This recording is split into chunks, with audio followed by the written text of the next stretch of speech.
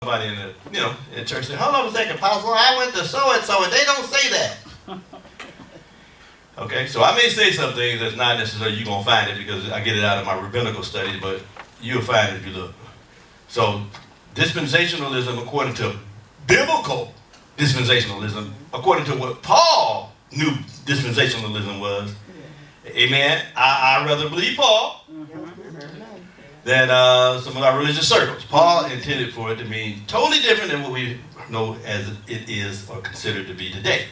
So dispensationalism is really, the Greek word is okonomio. Yep. Oko, no, whenever you see oko, it means okios, it's house, household. Nomio, nomos, in Greek, is law. So read it the way they would read it, because they read from right to left. What does it say? Law of the house. That's what it's supposed to intend. How God operates with his household. Are we not a part of his household? Yes, we are. So if you remove apostles and prophets because they carried or they had the ability to understand what dispensationalism is all about, because it's a mystery, right? So if you take those two people out, those two giftings out, not offices, because they're not offices, two giftings out from the body, then you're going to have what we have, a desolate heritage, waste places. Amen. Foundations of many generations destroyed because we removed the apostle and the prophet. But since the 90s, the apostles and the prophets are now in church, and they get educated the correct way. And so that's why I'm bringing it to you, because most people in Revelation 12, 1 through 5 think it's natural Israel. Right. That's right. But natural Israel was never, ever figured in any visions or anything to be in the heavens. That's right. Amen. Even in the dream that Joseph had. Am I right? Even when Abraham went in Genesis 26, or that 20, I don't think it's 26, that's ours. 21, when he got ready to go to Mount Moriah to offer up Isaac. Remember the story? I think it's 22. Yes, 22. He got ready to go offer him up. And he told him, he told him when he wouldn't kill Isaac, he told him to look at the sand and look at the stars. That's right. Remember that? I don't have a lot of time, I'm just hoping y'all read your Bibles. But he told him, he said it's going to be numerous as the sand. Right? So the sand and the stars are not the sand. He's speaking to natural Israel. The stars, he's speaking to us. Those who have been born again. Y'all understand that now? So when he says sand and stars, that's why when you, oh boy, the heavens do declare his glory. Put it that way. Yeah. But when he was talking, he was showing them to Abraham, your seed is going to be not only of the sand, natural lineage, but it's going to be of the stars, spiritual lineage. Yeah. Jew and Gentile. Yeah. One church, one source. What the word? Y'all didn't tell me I dropped my pen. I thought I heard something.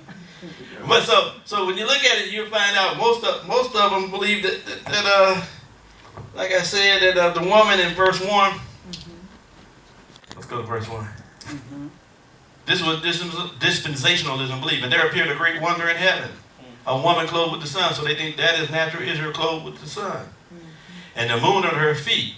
They believe that the moon under her feet, which is a sign of darkness and doom and gloom. It's her coming up out of in the midst of tribulation and all that other stuff. But it says that she being with a child, Jesus travailing the birth and pain and deliverance. So they believe that her being brought for the man child who should rule the nation with the rod of iron, her child was caught up. What verse is that? No, go to 1. Let's go to 2. I was like, how we got? We got 1. We just did 1. Let's go to 2. Verse 2. Ain't no verse 2? Oh, okay. And she being with child cried, travailing in birth, and pain to be delivered. So most of them think that that's Jesus. And historically, it's impossible, because this woman, this great wonder,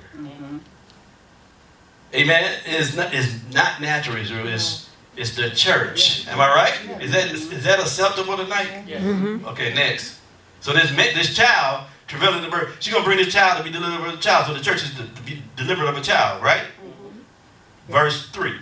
And there appeared another wonder in heaven. And behold, a great dragon having 7 heads and 10 horns and 7 crowns upon his head. Now, actually, historically,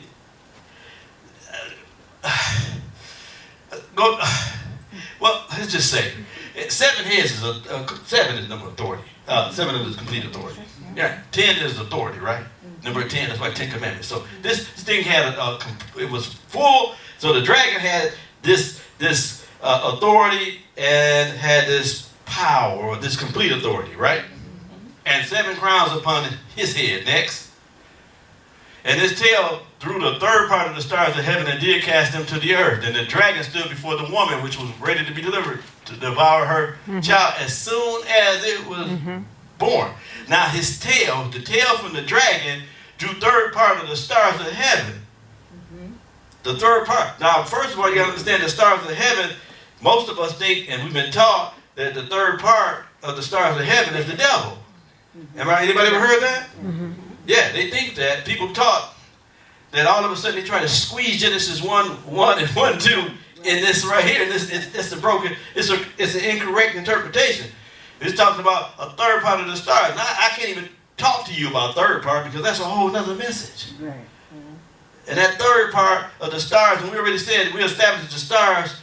Did I tell you what the stars are? Ministries. Ministries. Then we walked through Jude. And then we didn't walk to Daniel. No, we didn't. Come on, let's go to Daniel. Daniel 12.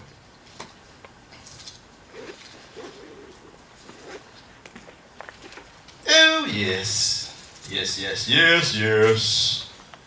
Let's just look at Daniel. Daniel was talking about the time of the end. We made it, he's talking about the end of days and all that.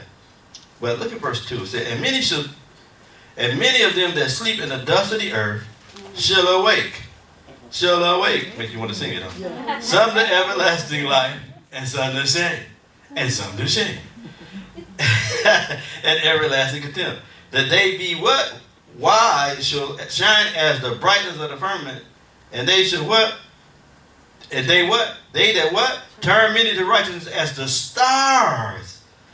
What? Forever and ever. So this is not a constellation, these third part of the stars. It's not demonic. It's what happened. The tail has taken part. See, because the third part is a part of trials and refining. Remember, a third part came through the fire? You ever heard of that before? The third part came to the fire. Am I right? That's what Zechariah says, that he made a third part walk through the fire. So it means, it's telling you that the stars that she have on her head is going to be tried. And what's going to do the trying is the tail. And Isaiah 9:15 tells us that the tail, go to Isaiah 9:15. Do you got to tell all this? Yeah. I told you, the Bible, it Interprets itself. and it does. It's never lied.